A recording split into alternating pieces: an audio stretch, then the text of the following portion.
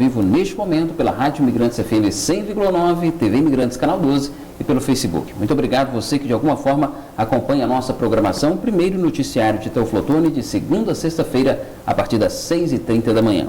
Olha, nós estamos recebendo aqui a Camila Carlesch, ela que é enfermeira e coordenadora do consultório Na Rua. É um trabalho que inclusive eu conheci de perto, vi a dedicação, o zelo e comprometimento dos profissionais que ofertam esse tipo de trabalho para essa população em situação de vulnerabilidade. Camila, primeiramente, bom dia, obrigado por ter aceito nosso convite. Bom dia, Bom dia a todos, bom dia a vocês.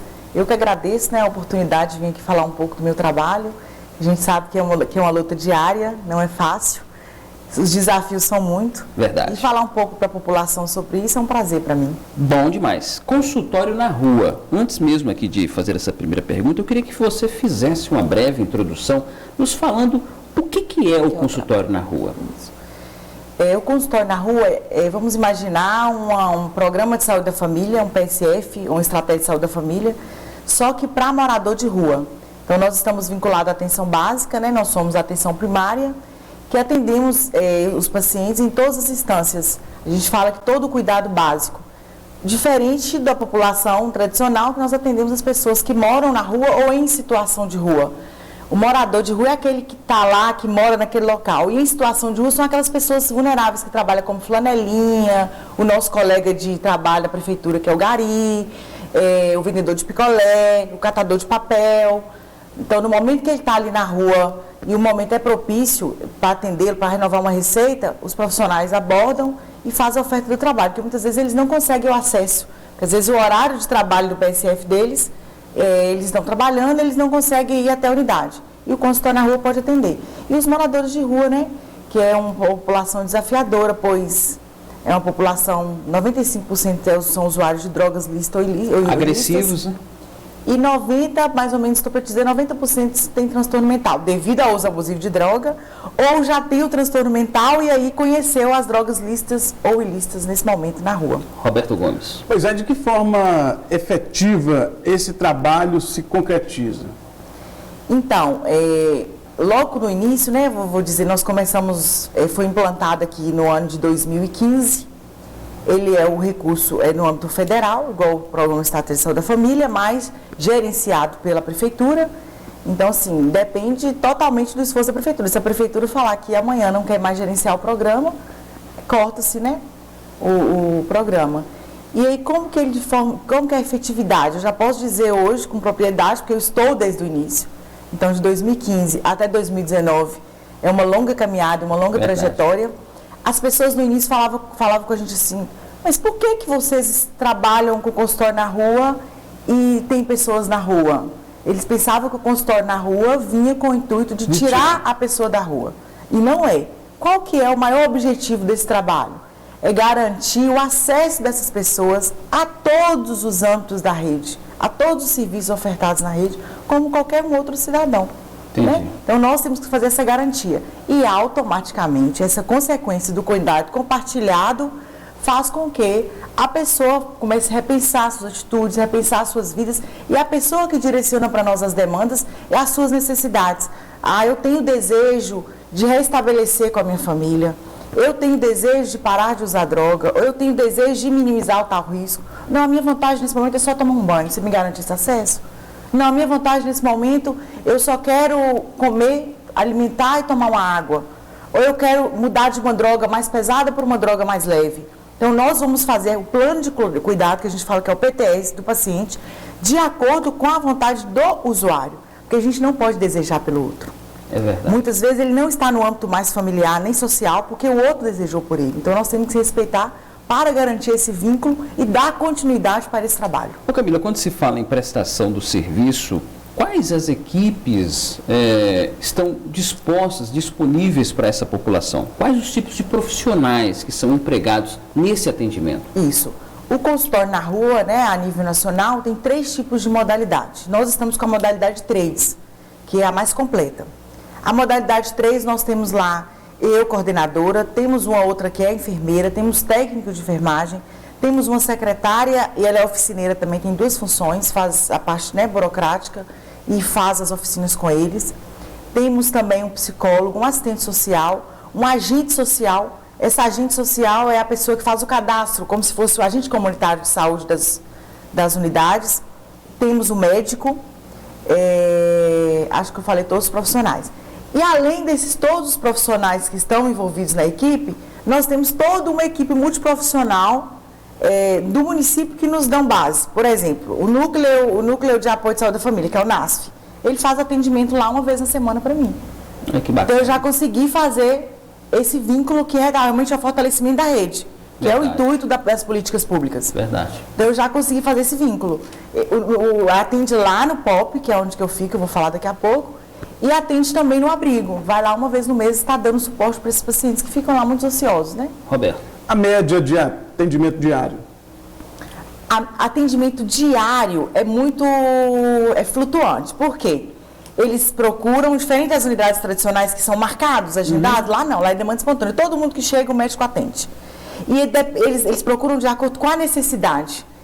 Quando eles estão sentindo alguma coisa, eles vão até o serviço. Mas a gente tem uma média lá de cadastro de quase 400 moradores de rua aqui em Teoflotone. Por quê? Temos os fixos e temos os migrantes, aqueles que vêm e vão. E como é que a pessoa tem direito de ter um consultório na rua? Se tiver de 80 a 1.000 moradores, se tiver em população de 100 mil.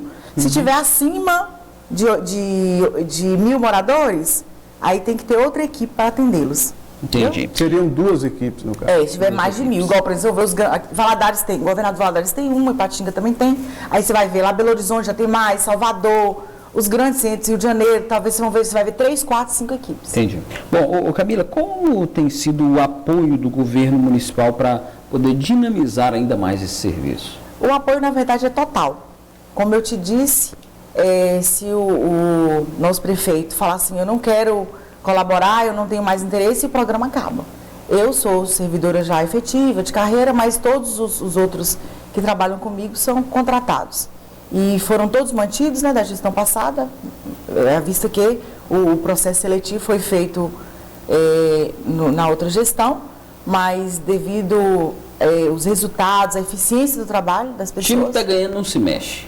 Basicamente isso, né? É importante e o respeito comigo também, né? Claro, prevaleceu. Claro. Que estou desde o início, fiz projeto, implantação do serviço, processo seletivo. Isso é importante. Quanto à recuperação dessas pessoas atendidas, alguma ressocializou ou tem uma média anual de ressocialização? Como é que é? Muitas pessoas ressocializaram. Para minha tristeza, quando eu fiz esse projeto, eu iria atender só pessoas adultas, né? Eu pensei que fossem só pessoas adultas, mas não, infelizmente nós temos crianças e idosos na rua, né? Então, se a gente vê o furo que os direitos que deveriam ser garantidos por lei não estão sendo garantidos. A gente encontra crianças... De qual faixa etária? 12, 13 anos. E os pais? Quando a gente vai falar, né, a gente sempre está fazendo... A gente tem um grupo de estudo onde a promotoria está junto. E aí a gente vai falar, a gente pede relatório, solicita o conselho tutelar e eles dizem pra gente que a criança está em casa e a gente está à noite, às vezes na abordagem, a criança está na rua, de dia a criança está na rua. A gente tem adolescente, que a gente fala ali no trenzinho, na praça, que estão lá, desde quando nós iniciamos, já estão de maior, com 18 anos e 19, um inclusive já está recluso. E eles permaneceram essa longa data inteira na rua. Assim, idosos que têm benefício, e aí a pessoa pega o benefício, a pessoa está na rua, e a gente faz esse diagnóstico, e aí denuncia para a promotoria, e a gente conseguiu fazer com que a gente mudasse o cuidador, e aí a pessoa hoje está em casa, ou já restituiu família, voltou para a sua cidade de origem. Outra situação que a gente vivencia muito, que é bem complexa para a gente, desafiadora, são os pacientes que têm tuberculose. Imagina um paciente com tuberculose na rua, usuário de crack, pelo amor de Deus, que compartilha cachimbo, que vivem normalmente numa boca todo mundo junto, que moram em um lugar insalubre, totalmente vulnerável. Só proliferando a doença. E para nós, né? Todo mundo, nós estamos todo mundo junto. E aí eu já consegui fazer o diagnóstico e retornar esse paciente para o leito familiar, sensibilizando a família, e o paciente, graças a Deus, está bem. Bom, você falando desse vínculo, Camila, eu tive a oportunidade, Roberto, de acompanhá-los em um determinado dia numa ação social e percebi que eles conhecem todos os pontos, sabem onde essas pessoas se encontram, né? E percebi também a proximidade que eles têm com os pacientes. Chamam pelo nome, isso que me impressionou bastante, chamam pelo nome. E há uma confiança, foi estabelecida uma relação de confiança do paciente que os recebe, e começa a dialogar, começa a falar, e falam até, mas você ficou de ir lá tal dia e não foi, então eu achei aquilo assim, fantástico. Isso conta muito, essa criação de vínculo, Camila, para se obter um bom resultado? Muito. Eu costumo dizer para minha equipe, pessoal, vocês têm que despir de todo o preconceito que a sociedade tem, porque eles já estão marginalizados, essa não é a nossa função. A nossa função aqui é atender, acolher e conseguir chegar no ponto que eles estão necessitando. Porque esses julgamentos a sociedade toda já tem. Então eu costumo dizer, vamos despir de tudo aquilo que a gente acha que é certo, de todo o julgamento para a gente conseguir chegar até eles. Então no momento eu falo com ele, levantar a sobrancelha e olhar com cara de assustado, nunca. Ah, eu sou paciente, eu sou homossexual, eu sou hétero, eu sou isso, eu sou aquilo, nada. Eu falo com eles, tem que manter o mesmo olhar, a mesma serenidade, porque eles percebem no olhar o julgamento. E isso faz com que você consiga já estabelecer o início de um vínculo, que não é fácil. Na verdade, conforme você disse, a sua maioria está com transtorno mental. E a família padrão para ele não tem muita significância. Não. Então ele está naquela situação por um trauma, por um bloqueio, então ele tem que ser atendido dentro do seu habitat natural. Mais ou menos isso. Isso. Você me fez lembrar aqui de um paciente que ficava nas imediações aqui da feirinha, e eu chamei a doutora Cecília, psiquiatra, para ir atender comigo em loco. Chamei ela no Cabo Zadeia, ela, Camila, que aventura, né? Primeiro foi na residência que não era residência, um lugar, né? Um barranco, uma situação terrível, super insalubre. E ela foi comigo a abordagem com esse paciente. Ela achou até, eu falei assim, essa é a nossa atividade diária, né? E ela abordou esse paciente, nós conseguimos estabelecer uma internação para esse paciente, um vínculo com esse paciente, e o paciente também já está no seu lar, no seu âmbito familiar. Por quê? Ele tinha um transtorno mental grave, ele não sabia, devido à perda da mãe, ele não deu conta, ele usou a droga de forma tão indeterminada que ele surtou. Então a pessoa, eu costumo dizer, gente, se eu surtar, cuida de mim, porque a gente não tem mais noção. É verdade. Né? A gente precisa de alguém para tornar a fazer esse direcionamento. Né? Diferente daquelas pessoas que às vezes não querem mais o vínculo. Tem gente que quer, mas não sabe mais sua cidade de origem. Aí aparece quem está faltando porque chegou, e a gente tenta fazer, né, através do serviço social, a gente tenta fazer esse link. Camila, só para a gente finalizar aqui, como que uma família que vivencia esse drama pode acionar o serviço do consultório na rua?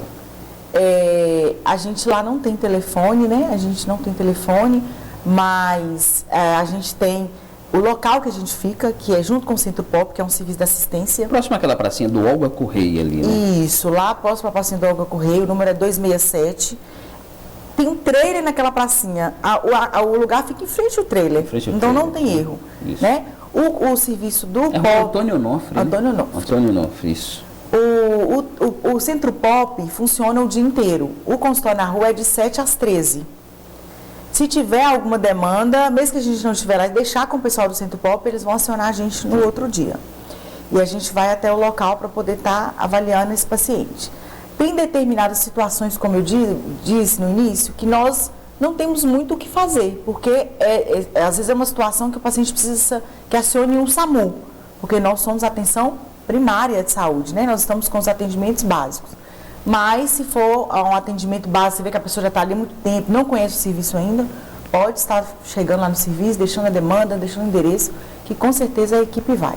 Camila, muito obrigado pela sua presença aqui nos estúdios da Rádio TV Imigrantes. Parabéns pelo trabalho. A gente entende, sim, que a equipe, talvez ela é um pouco reduzida, mas ocupando uma posição que dê para atender as demandas existentes em Teófilo Otoni. Eu que acompanhei esse trabalho um dia realizado à noite, diga-se de passagem, eu percebi o comprometimento, o zelo, a eficiência daquilo que é prestado a essa população. Muito obrigado, você pode ficar à vontade para suas considerações finais, por favor. Eu que agradeço, né? Eu venho com muito prazer falar. E, assim, eu quero dizer que nós estamos lá à disposição, o trabalho está à disposição para qualquer dúvida, para qualquer esclarecimento. Se eu não conseguir falar tudo, né, porque é um momento bem rápido e a nossa história é muito extensa e muito longa. Eu tenho uma vasta experiência já lá no que eu faço com muito amor, com muita dedicação. E eu queria falar também, pessoal, se vocês têm em casa uma roupa que não usa mais, um tênis, um shampoo que comprou e não gostou, um desodorante, tudo lá é muito bem válido, muito bem quisto.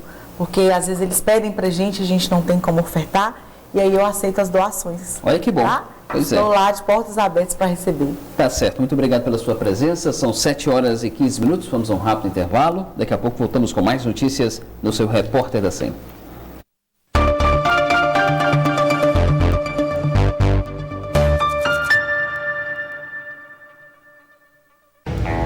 A Unopar sabe que nem sempre é fácil estudar, por isso tem um EAD diferente. Pensando em você, a gente se tornou mais flexível para você estudar a qualquer hora. Mas não abriu mão das aulas presenciais e de laboratório. Afinal, tem coisas que só funcionam quando fazemos juntos. Sempre pensando em ficar mais perto de você, a Unopar tem o melhor EAD. Faça já sua prova, unopar.br. Pode comparar, EAD assim é Unopar. Faça sua inscrição sem pagar nada. Vá ao polo da Unopar ou chame no WhatsApp 999651124. Agende já sua prova. Unopar, a maior e melhor universidade EAD do Brasil. Que cartão é esse? Sindbank, você não conhece? Não. É o cartão de crédito da nossa cidade. São inúmeras as vantagens. Tá na hora de fazer um, hein? São mais de 400 empresas cadastradas. Não tem anuidade. Não precisa ser correntista de nenhum banco. E ainda te dá até 50% de desconto nas empresas conveniadas. E o mais importante, o dinheiro fica na nossa região. Você acumula pontos e troca por prêmios aqui mesmo no comércio da cidade. Acesse sindbank.com.br e peça já o seu. Sindbank, o cartão da nossa cidade. Um produto Sindicomércio. Hortifruti fresquinho, do jeito que você gosta, é só na Quinta da Fazenda do Tia Teca. Arroz Tia Teca 5 kg, só R$ 9,90. Farinha de trigo Dona Benta especial quilo, só R$ 2,98. Biscoito Danix 130 gramas, só R$ 1,49. Frango Ceará, só R$ 4,98 quilo. Batata Mona Lisa moranga